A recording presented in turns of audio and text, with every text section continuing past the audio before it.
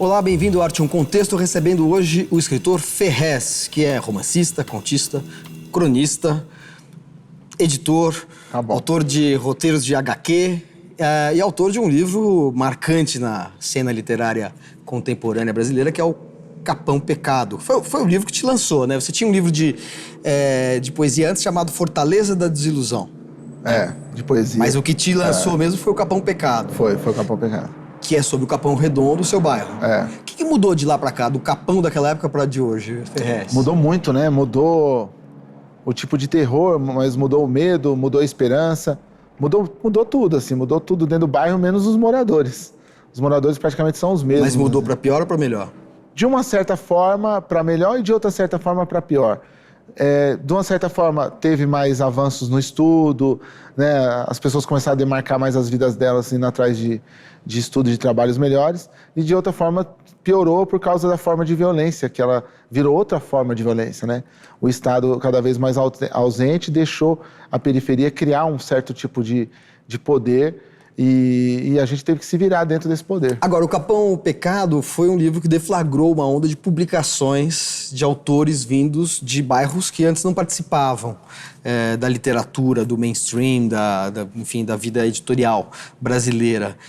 Isso continua vigente? Está valendo ainda? Ou foi revertido? Não, está valendo. E, na verdade, assim, existiam publicações bem antes do Capão Pecado já, mas elas não tinham um carimbo de periferia. As pessoas, os artistas não falavam, eu sou autor de tal bairro, eu sou do Grajaú, eu sou do Jardim Amália, sabe? O autor, ele lançava e ficava ali. Não era uma literatura, uma poesia, uma crônica que se impunha. Então, quando veio o romance e ele veio linkando com o bairro, né, o Capão Pecado, e eu vi muita propriedade com boné, tudo, isso trouxe essa coisa do cara começar a falar, eu sou do Jangadeiro, eu sou da Zona Leste. Então, isso que é uma linguagem que tinha no hip hop, você conhece o sobrenome do cara, é o bairro, né? Você é quem? Não, eu sou o André da Vila Guaianazes. Ah, tá, da Guaianazes. Ou eu sou o Rodrigo da Pedreira. Ah, beleza. Então, isso veio junto com essa literatura nova que a gente chamou de literatura marginal, literatura periférica. E aí mudou um pouco esse tratado, assim. Tá. Agora, Ferrez, você publicou o Capão Pecado, depois o Manual Prático do Ódio, Ninguém Inocente em São Paulo, são livros todos em torno da temática da violência, da criminalidade, da condição, né, da condição dentro de um bairro como o Capão e bairros de periferia de uma maneira geral. Mas quando você publica, entre esses aqui, o Deus Foi Almoçar, aí a gente tem uma literatura mais, sei lá, mais psicológica, introspectiva, fala de uma condição mais existencial, né? Como é que surge este livro, Deus Foi Almoçar, nesse contexto? Quer dizer, você não deixa de falar das questões sociais, mas pega mais uma dimensão interior, eu acho. Né? Assim, eu acho que se pegar o tipo de literatura que eu sempre li, né? De quadrinhos de Alan Moore, Neil Gaiman, Garth Ennis, a Lourenço Mutarelli, e pegar os autores também nacionais de literatura ou internacionais de literatura como Norman Mailer, Bukowski, todos eles também têm esse lado das cidades, tudo, mas também tem um lado muito psicológico. Então eu tinha vontade, por ter lido muita literatura russa também, eu tinha vontade de fazer um livro com um teor mais psicológico, assim. Você já lia antes do Capão Pecado? Já lia, eu sempre li muito. Quer dizer, lia, eu sei, mas assim, você lia esses clássicos, você falou em literatura russa. Mas, por exemplo, você lia esses autores, vamos dizer, universais, clássicos, ou você lia mais literatura brasileira antes? A minha leitura foi toda guiada nos sebos. Então, qual foi o patamar? O que era mais barato. Quando tinha livro de R$1, eu conseguia comprar os livros de R$1. Então, eu chegava lá, o cara falava, tem esse livro aqui, quanto que é? É R$3. Puta, esse eu não posso. Aí Monteiro Lobato, não podia. E esse aqui? Aí esse é um tal de Norman Mailer aí, ninguém interessa, é R$1. Então, eu fui guiado por esse tipo de leitura. Eu dei sorte porque os baratos eram os livros que ninguém tinha interesse, sabe? Então, o cara não gostava de Kerouac. Antes da moda dos beatniks, né, voltar aqui em São Paulo, no Rio, esses autores não tinham importância. Então, quando eu me deparei com o Bukowski era muito barato. Os livros de poesia do Bukowski eram quase de graça no sebo. Então, eu fui treinado pelo preço. Fui guiado por esse preço. Depois que eu estava ali perto de lançar o Capão Pecado, que muitas pessoas falaram, você tem que ler João Antônio, tem que ler Plínio Marcos, tem que ler Carolina de Jesus, pessoas que falam o que você fala. Aí que eu fui ver esse tipo de literatura.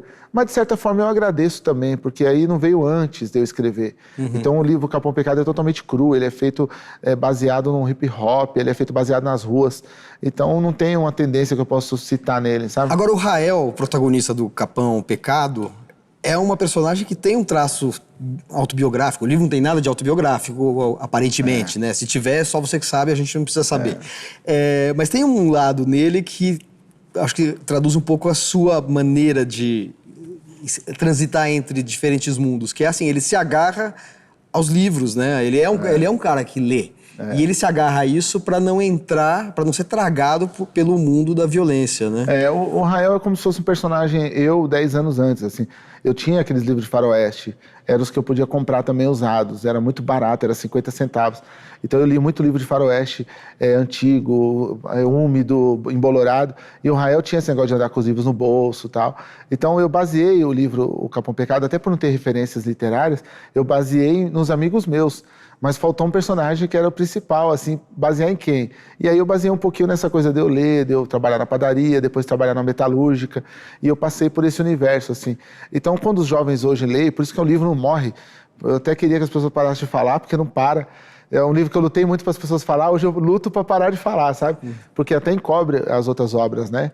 Eu costumo falar que é minha Mama África, assim, quando você tá no show, o cara canta essa, né? E é ruim, porque eu também não consigo falar dos outros trabalhos. Mas eu entendo as pessoas se assimilarem com essa obra, porque ela tem uma coisa de juventude, do primeiro amor, do moleque acordando no dia a dia dentro da quebrada, sabe? Eu consegui passar isso, mesmo sem ter experiência literária na época, assim. Há uma pequena árvore na porta de um bar. Todos passam e dão uma beliscada na desprotegida árvore. Alguns arrancam folhas, alguns só puxam, outros, às vezes, até arrancam um galho. O homem que vive na periferia é igual a essa pequena árvore. Todos passam por ele e arrancam-lhe algo de valor. A pequena árvore é protegida pelo dono do bar, que põe em sua volta uma armação de madeira. Assim, ela fica segura, mas sua beleza é escondida. O homem que vive na periferia, quando resolve buscar o que lhe roubaram, é posto atrás das grades pelo sistema. Tentam proteger a sociedade dele, mas também escondem a sua beleza. A luz dos postes, a oração do idoso, que pede para que Deus ilumine sua vida e a vida dos seus. O menino que não concilia o sono com a fome, o barulho dos carros passando pela fresta do barraco e cobrindo a música do disco que fala de muitos na contramão da evolução social, sendo seus destinos infrutíferos e sendo seus futuros tão gloriosos e raros quanto um belo pôr do sol. Você acabou de lançar um livro que é Os Ricos Também Morrem, que é um livro que traz a sua temática, né, que é a questão social, a questão da criminalidade, com personagens que são policiais, personagens que são desesperados, tem narrativas que falam de suicídio. Agora, também tem uma coisa de humor aí, né? O livro tem humor, que eu acho que foi uma coisa que foi aparecendo. O Capão Pecado não tinha humor. Foi aparecendo nos outros livros aos poucos. O Capão Pecado, ele tem humor. Ele tem uma história ali, por exemplo, que um gato fica escondido. Um gato fica comendo um churrasco, gordura o tempo todo, e tem uma parte que tem um portão escuro e o gato fica olhando até que parece que é um cachorro. E quando o cachorro late, o gato morre do coração. Então tem umas partes assim que as pessoas na época riam muito, assim, é um humor muito de periferia. Mas não é o predominante. Mas não é o predominante. Agora, nos Ricos Também Morrem, eu senti vontade de fazer contos onde eles pudessem ser leitos, tivesse uma leitura de sala de aula ou na rua. Então, o processo de escrita do livro de contos foi muito interessante, porque eu estava escrevendo uns contos formais e eu lia para os meus amigos e eles falavam, legal, legal. E aí a gente estava no churrasco e aí eu jogava o livro lá, que eu estava fazendo na época, e começava a falar histórias, né, de histórias de periferia, história de quebrado, que eu inventava muitas vezes o personagem, imitava, então falava, me dá meu ovo, cadê meu ovo? Né? Não vou fritar ovo essa hora não, Júnior. Então começava a imitar e os caras, um dia, um deles, o Wilson, falou assim, esse livro que você vai lançar aí da história do ovo, da história da menina lá, da história... Eu falei, não, o livro não é esse não, o livro é de contos, é aqueles contos que eu estava lendo para você. Ele falou, mas por que você não faz aqueles que são melhores? E aí eu percebi que a oralidade era muito melhor, funcionava muito mais do que o que eu estava ali formal, de noite, escrevendo. Então eu peguei essa oralidade e experimentei nas palestras durante 2 anos. Então eu lia esses contos nas palestras e recitava eles, e imitava, e as pessoas adoravam. E falava, como eu compro o livro do ovo? Como eu compro o livro lá do miojo? Então sempre tinha um link com alguma coisa popular. E aí eu resolvi escrever esse livro dessa forma, assim, é um presente muito popular, até porque eu senti muita falta das pessoas me pararem na rua por causa do Capão Pecado, os personagens eram muito vivos e tal. E eu senti essa falta também da quebrada, das periferias, me parar e falar, ó, aquela história sua, meu, puta, que louco, tem a ver comigo. E foi uma volta, Os Ricos Também Morrem, foi essa volta, assim. Agora, você falou que pensou o livro para ser adotado em escolas, né? Agora, você já teve problema com isso, né? Já tive problema, já. Você já teve livro, você teve uma professora na Bahia então, que foi... Na Bahia, um em Minas Gerais. Afastada do cargo, né, de professora porque adotou seu livro, né? Teve uns 3 estados, assim, que os professores... Um professor chegou a quase ser preso na Bahia porque foi uma ignorância das pessoas não quererem adotar o livro lá. Qual que era? O Capão Pecado. Aqui em São Paulo também, o Capão Pecado, numa escola particular aí, muito de renome, ela foi retirada do currículo. Os pais falaram literatura petista, não sei o quê, literatura de contravenção. Então teve toda essa onda, sabe, assim, contra o livro, que foi muito negativo, porque o livro não tem partido, não tem religião, não tem nada, né? O livro é o que as pessoas acham que ele é. Os demônios são criados dentro da nossa mente, né? E até na literatura e nas obras de arte se jogam esses demônios, né? Muitas vezes. Então... eu quero continuar esse assunto depois do intervalo, porque a gente está numa época em que os demônios da arte estão sendo perseguidos, assim, e mesmo quando não são demônios, né? Então o Arte 1 Contexto faz um breve intervalo e volta daqui a pouquinho com Ferrez.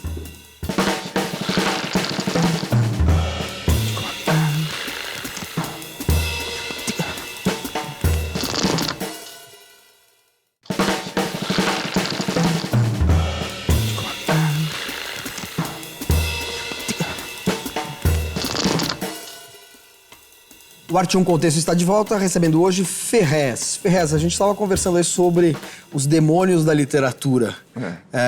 E você estava falando isso a propósito de alguns livros seus que foram proibidos ou que causaram reações em algumas escolas ao serem adotados. O que você acha desse contexto que a gente está vivendo hoje no Brasil, de proibição de exposições, tanto por razões identitárias, de grupos que se veem mal representados ou não representados dentro de uma representação artística, ou então por questões morais, por grupos religiosos ou de direita. Então, assim, a esquerda e a direita estão se unindo, curiosamente, num movimento de proibicionista, de censura mesmo, né? Esquerda de caviar, né, cara? Sei lá, esquerda de dormitório. Mas tem movimento negro, muitas vezes, que Mas não essa hipocrisia é muito louca, porque, ó, olhar uma menina de mini saia de 13 anos na quebrada, pode, tá ligado? Mas ver um quadro nu, não pode. Tudo começou com esse negócio do corpo lá, do cara que é obra de arte. Todo mundo indignado. Teve aquela exposição Queer Museu também, que era de arte onde eu moro, gay. No meu Facebook, onde eu vou, todo mundo tem indignação, pedofilia, pegar Peraí. Eu lutei quando eu era pequeno, eu queria pegar no cara morto. Meu pai falava assim, não pega, ele tá morto já. Deixa eu ver, pai, você tá morto mesmo. Olha o desprivilégio que eu tive de tocar num corpo morto, entendeu? E uma criança tá indo num museu, numa coisa que eu nunca tive acesso, para tocar, para eu ver uma obra de arte, ela vai tocar a hipocrisia de todo mundo. E desde quando a nudez é necessariamente pedofilia ou assédio? A nudez não pode, né? Mas você pôr fita pornô nas bancas do centro todas, na altura de criança, pode. Fitinha, né? DVD pirata pornô, pode. Ali ninguém nunca viu um pai. Olha isso, essa posição erótica que todo mundo... Então, é muito louco isso. Sempre quando recai na arte, porque a arte é uma coisa que ninguém quer, né? A arte, até o cara entender, ele odeia. Então, é coisa de fresco, é coisa de pintura de quadro sujo, é jogar tinta no quadro, é coisa de escrever, é coisa de quem não trabalha. Eu passei por isso dentro da favela também, eu sei. As pessoas só acreditaram em mim o dia que eu fui no Jô Soares. Enquanto eu não tinha ido no Jô Soares, eu era escritor de merda. Era um cara louco, era um poeta que não trabalhava. Embora eu sempre trabalhei na padaria metalúrgica, não interessa. Eu mexia com arte, eu era estranho. Aí apareceu na televisão, a televisão carimbou. É oficial, é artista, então todo mundo, então respeita. E, no entanto, essa celebridade que você atingiu, muitas vezes tem sinal negativo, né? Você tem um conto chamado Filma Eu, que é um conto que fala exatamente da maneira condescendente que olham para você por ser literatura da periferia. Como se você tivesse que ser lido por causa disso e não porque fez literatura, ponto. É o fator sociológico, né? Eu luto com isso a vida toda e vários autores de periferia vão lutar porque é o fator sociológico. O cara tá chegando aí, é o cara da periferia e tal. Não é o escritor, né? Não é o cara que pensa. Uma vez, eu vou te falar quando isso ficou bem evidente. Eu fui julgar um prêmio de filmes feitos por periferia. E aí a ONG que me levou lá, tal, me pagou, eu era jurado. E eu cheguei lá e alguns filmes eram horríveis. E aí quando eu comecei a falar, não, esse filme pra mim é horrível, tá mal feito, tá tremida a câmera, que câmera que ele usou, que lente. Peraí, foi uma criança de periferia, um jovem que fez, um jovem aprendiz. Eu falei, então fez errado, então tá ruim. Então quem que orientou? Foi a ONG? Tem que orientar direito. Porque vocês querem aqui que eu vou julgar e tem que julgar porque o cara é de tal quebrada. Então faz assim, ó, traz a foto da quebrada, quem tiver mais perto do córrego eu voto. Falei isso então, porque não é isso que eu trouxe com os textos. O que eu trouxe com os textos é que a periferia tem uma voz, ela tem um conteúdo e ela tem um protesto para colocar. Mas ela tem um conteúdo, entendeu? Não adianta porque é de periferia é bom. Assim como muita coisa que é do centro também é ruim, ou muita coisa também não é boa. Entendeu? Você deve enfrentar isso, inclusive, como editor, né? Eu tenho aqui em mãos, assim, o Ninguém Inocente em São Paulo, uma edição que é da sua editora, o Selo Povo, é isso? Quer dizer, aí você publica autores. Esse livro é seu, circunstancialmente, estou com ele aqui porque você está sendo entrevistado. Mas você publica outros autores. Publico outros autores também. E tem autores que eu não publico, que eu não aceito. Você faz uma triagem, né? E aí o cara fala, como, mano? Eu vim da Zona Leste, eu passei pelo que você passou. Mas é ruim, querido. Não tá bom, ó. Eu não vou falar só que é ruim, eu vou te falar como pode ser bom. Ah, não, mas aí você vai me dar um padrão? Eu falei para minha editora, eu vou te dar um padrão. Eu tive que ter padrão para entrar em outras editoras. Tem que ter um padrão das pessoas entenderem, entendeu? A literatura tem que ser clara.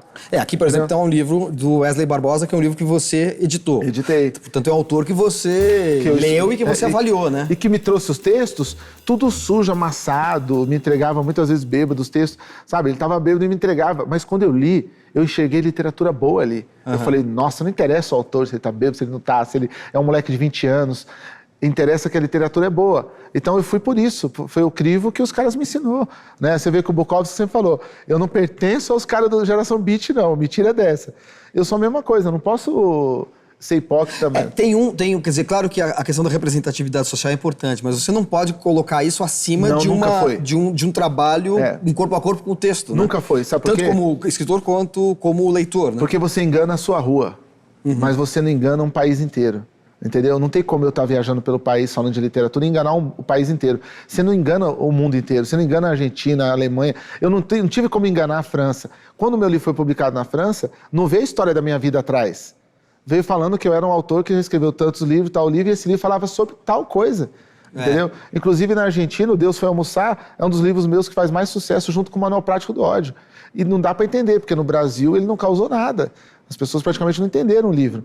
Entendeu? Eu nunca tive uma entrevista sobre Deus Foi Almoçar que a pessoa perguntar sobre a história do livro, o que eu quis passar. Sempre vem, você de periferia quis escrever sobre a não periferia. Teve sim que eu fiz com você. Você fez a entrevista, né? Então, mas em outros tempos, outros carnavais. Não, mas é sempre você, é sempre alguns, né? São heróis, né, mano? Sabe aqueles professor bom de colégio público? Sim. A gente de literatura é assim, cara. Nós somos os caras de colégio público que tá até hoje militando pela criança. Entendeu? A literatura, ela tem algumas pessoas que amam e que fazem por ela. Vem com força, beijando a ponta dos potes, a cabeça do beija-flor, a pelagem do cachorro, os fios de prata, energizando, fortalecendo, brilhando o alumínio jogado no chão, reluzindo nos sacos pretos cheios de coisas descartáveis, clareando as costas do menino, iluminando a pipa, brilhando o cerol, o sol vem com força. Foi comprar pão, as moedas balançavam no bolso e isso irritava. Tentava pensar em outra coisa, talvez a última música que tinha ouvido. Ao passar pela frente da casa, notou a calçada molhada e ouviu o barulho de água. A vizinha que há alguns dias alimentavam a cadela agora estava lavando o quintal. Meias finas até o joelho, uns 50 anos de vida e um cabelo seco coberto por uma grossa touca de lã, feita por ela mesma. Continuou a andar, agora na outra calçada, um barulho de vassoura, não de piaçava, mas dessas modernas, de material sintético, coloridas e mais duras. O que seria aquilo? Parecia que todo mundo estava lavando a calçada. Resolveu parar. Voltou alguns passos e olhou para a vizinha. Atrás dela, 2 cachorros presos, com tapetes por baixo das patas, para não molhar. Do outro lado, 2 anões de jardim. Olhavam como se estivessem zangados. Ele não tinha coragem de olhar direto em seus olhos de gesso.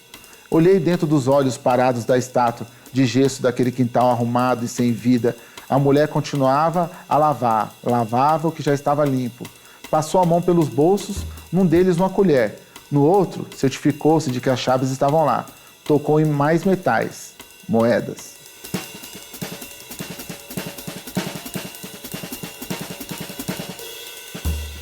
Por que você acha que o Deus Foi Almoçar não teve a mesma repercussão? Justamente por talvez ele não falar tão frontalmente sobre a questão da violência. Está presente, mas não é, a questão é de outra natureza, né? A personagem que zanza pela cidade. É um livro sobre depressão, né? É um livro sobre depressão e é um livro sobre uma nova coisa. Ele fala de ração humana já há 10 anos antes, sei lá, quantos anos antes.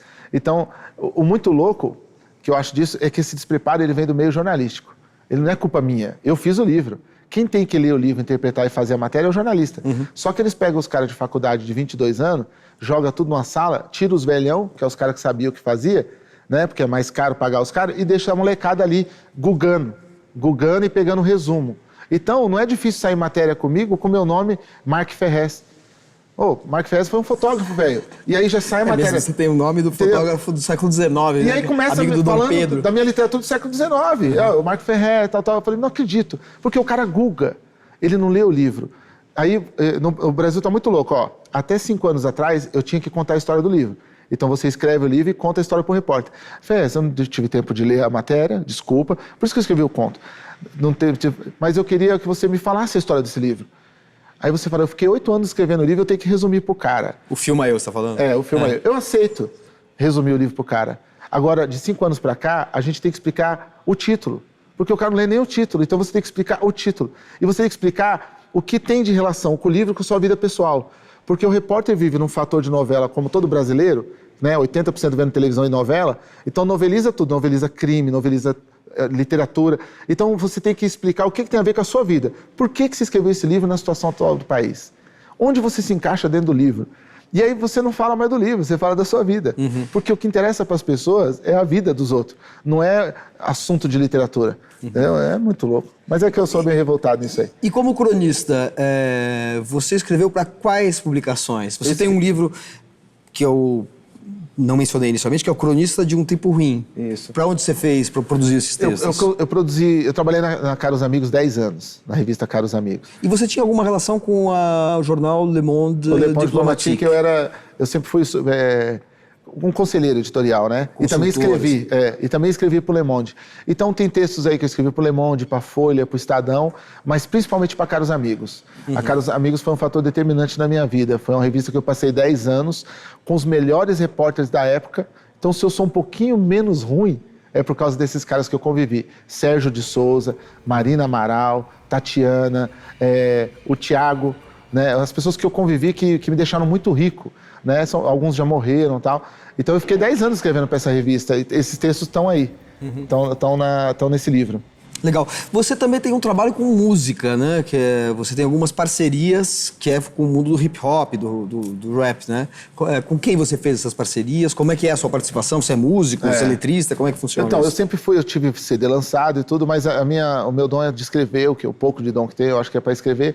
E eu escrevo as letras, então eu escrevi para vários músicos já, fiz parcerias muito legais, tive textos recitados por vários cantores, assim como o Zé Cabaleiro, o Dundum do Facção Central, o Maurício DTS, o Detentos do Rap. Eu compus com muitos caras desses. Foi uma forma de eu não ficar sozinho. Quando eu me envolvo no rap, sempre me envolvi no rap, foi para não ficar sozinho. Então eu consigo andar com um monte de escritor de letra ali, um monte de rapper, vou para estúdio com os caras, vou para show.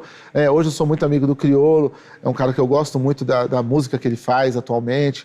Né? Me considero muito amigo de vários caras como o Eduardo, ex-Facção Central, o Eduardo Tadeu, o Cascão do Tradicional do Gueto, e eu tenho o Renan do Inquérito, e eu tenho afinidade de andar com os caras que nem Reinaldo da 286, com caras que ninguém gosta muito de encostar, assim, sabe?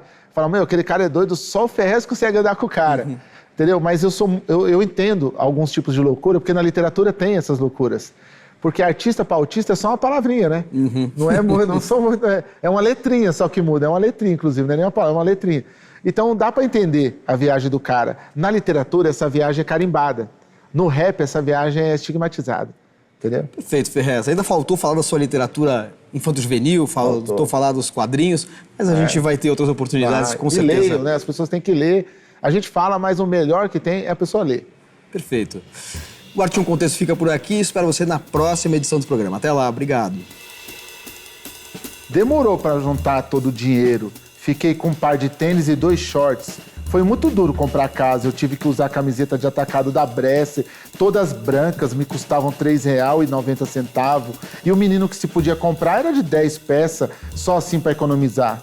Não importava, eu queria mudar, a vizinhança tinha chegado no limite e depois que passei um mês inteiro seduzindo aquela morena, ela havia se deitado comigo e transamos gostoso. Embora os ônibus que passavam a toda velocidade fizessem meu quarto tremer.